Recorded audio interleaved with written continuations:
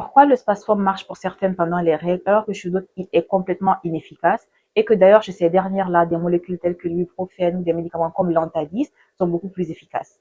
Eh bien, c'est simple, c'est juste que ce ne sont pas vraiment le même type de médicaments, ils n'appartiennent pas à ce qu'on appelle la même classe pharmaceutique.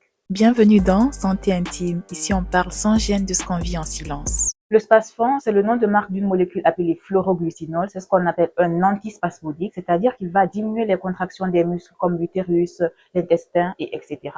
En gros, il va dire à l'utérus, doucement, doucement, doucement, calme-toi. Donc, sur le papier, il pourrait soulager les douleurs menstruelles qui sont justement dues à des contractions utérines trop violentes, mais plot twist, il n'a jamais vraiment été prouvé qu'il était efficace pour les douleurs menstruelles. Il est prescrit un peu par habitude et ce qu'on appelle le service médical rendu dans le cadre des douleurs menstruelles justement pour le Spasfon est considéré comme faible. Cependant, chez certaines, il semble fonctionner. Est-ce dû à un effet placebo, à une question d'habitude? On ne sait pas. Et chez d'autres, il ne marche absolument pas. Et c'est là que rentrent en jeu les vrais costauds, les anti-inflammatoires comme l'ibuprofène, l'Antalis, qui est le nom de marque d'une molécule qu'on appelle le fluorbiprofène.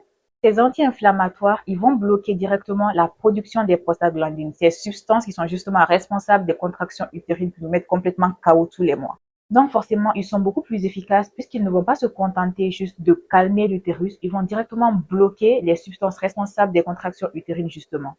Donc, en résumé, le Spasfon va essayer de calmer le jeu, même si parfois il va se faire ignorer chez certaines femmes. Les anti-inflammatoires, eux, vont régler le problème à la source, c'est-à-dire bye bye les prostaglandines, donc pas de contraction.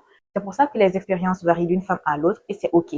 Et chez d'autres femmes également, les anti-inflammatoires ne vont plus être suffisants et il faudra faire entrer d'autres médicaments ou faire des combinaisons.